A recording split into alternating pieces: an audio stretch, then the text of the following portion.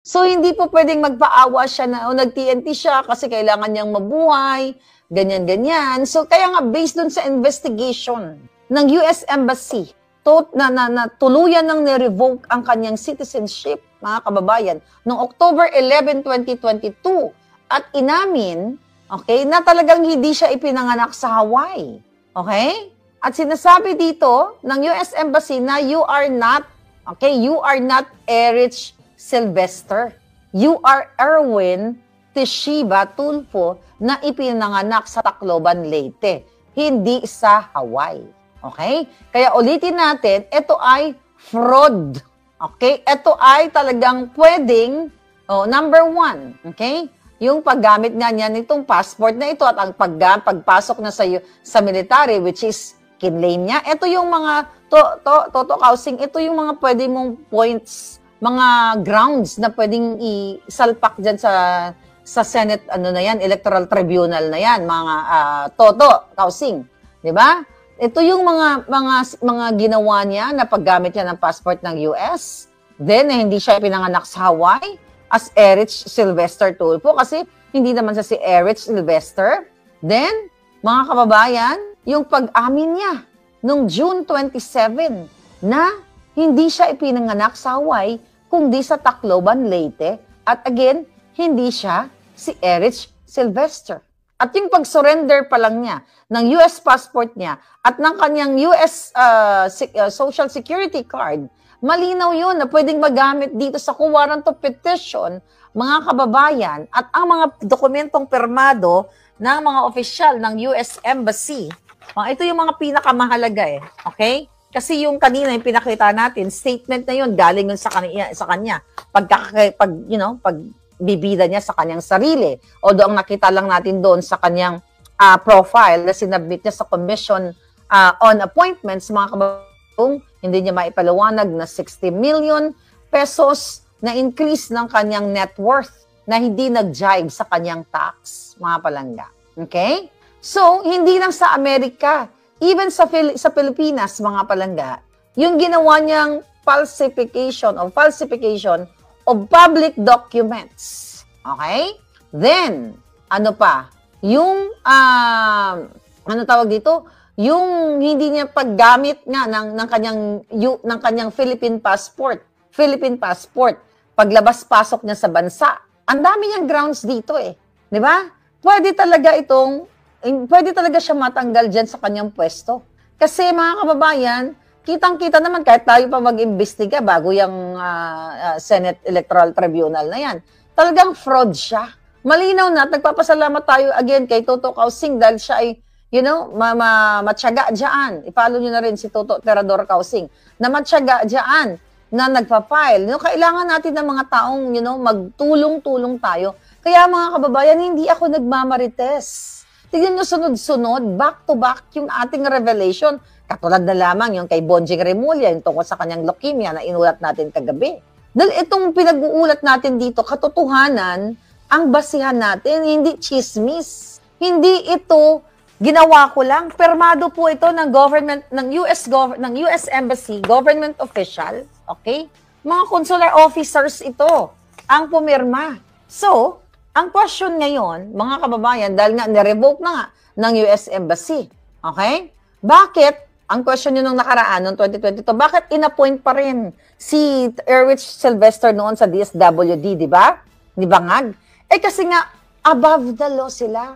Walang pakialam si Bangag na kahit itong si Erich Sylvester, ginagago na siya o ginagago ang taong bayan kasi mahilig nga sila mag-bend the law. Okay?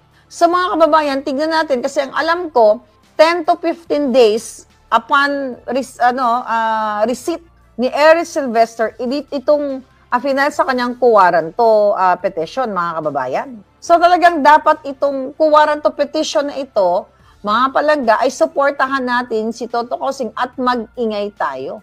Kasi unlawful, fraudulent, fraudster talaga. Kasi kung makikita mo, at ngayon senador na si Erich Sylvester o si Erwin Tulfo, 'di ba? Talagang hindi siya magmi-meet, hindi niya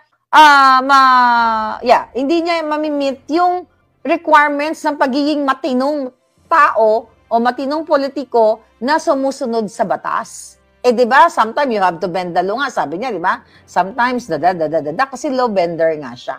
So, dito sa kuwanan to petition na ito, mga palangga, ni Tuto Kausing, sabi ko nga, kung ito ay gagawin lang ng tama, mga kababayan, ay matatanggal talaga siya sa kanyang pwesto dahil sa mga ibinakita nating ebidensya na permado ng US Embassy pag-revoke ng kanyang citizenship na ninakaw niya sa kay Erich Sylvester. Okay? Dahil sinabi niya dyan sa kanyang application letter na finorward niya, profile, dun sa Committee on Appointments, mga palangga, na bilang US citizenship ay nag-serve siya sa military from 1988. So meaning, kung 1988 siya, nag-submit, kasi during that time, alam niyo naman, ang batas ng mga bawat bansa ay nagbabago yan, nag-change. Pero noong 1988, baka ang pinresent niya lang sa US military base, noong nag-apply siya, ay falsifikadong birth certificate. Kaya nga, nilatag ko sa inyo yung history ng Hawaii, na sobrang daming Pilipino doon. Ang laki na, di ba galing ako dyan ng birthday ko, ang laki, parang Pilipinas, na baka may nakausap siya sa social, not DSWD, no, sa isang hospital, nakakilalang Pilipino, or ginawan siya ng birth certificate na real birth certificate, mga kababayan, real birth certificate, pero fraud pa rin. Ibig sabihin, pwede, kunyari, sa isang hospital na ipinanganak siya, ganyan-ganyan. Hindi natin alam kung anong ginawa ni Erich Sylvester. Sino si Erich Sylvester? Pinatay ba si Erich Sylvester? Kapatid ba niya sa labas? O hindi natin alam. Kaya sabi ko, itong warrant of petition, kung talagang ito ay titignan yung grounds ng ipinapakita natin, at itong mga dokumentong hawak ko from the US Embassy, mga kababayan, matatanggal siya talaga sa pwesto. Kasi sinungaling siya. Nagnakaw siya ng identity. Hindi siya ipinanganak sa Hawaii. Inamin niya na hindi siya ipinanganak sa Hawaii. Okay? Ang sabi dito sa ni-research natin, under Commonwealth Act number 63, a Filipino loses Philippine citizenship upon naturalization, a foreign country, or oath of allegiance to another state, mga palangga, ay hindi talagang ito ay pwedeng gamitin. Kasos nga sa case niya, okay, hindi siya nag-take ng oath. Hindi rin siya na-naturalized. Kasi nagpanggap nga siya na ipinanganak siya sa Hawaii. Okay? Hindi rin siya nag-reacquire ng Filipino citizenship. Kaya may nagtanong kanina, dual citizenship ba si Erich o si Erich Sylvester or Erwin Tulfo? Hindi siya dual citizenship o dual citizen. Kasi mga palangga, hindi siya nag-reacquire. Kumbaga, pinatay niya muna si Erwin Tulfo, legality, yung pangalan niyang Erwin Tulfo, sa birth certificate, ginurgur niya muna yan. From 1988, nung nasa Hawaii niya muna, yung pangalang Erwin Tulfo sa birth certificate niya, at nagnakaw siya ng Erich Sylvester sa Amerika until, yun nga, na inamin niya, pumunta sa US Embassy noong June 27, 2022 na yun nga, hindi ako si Erich Sylvester Tulfo.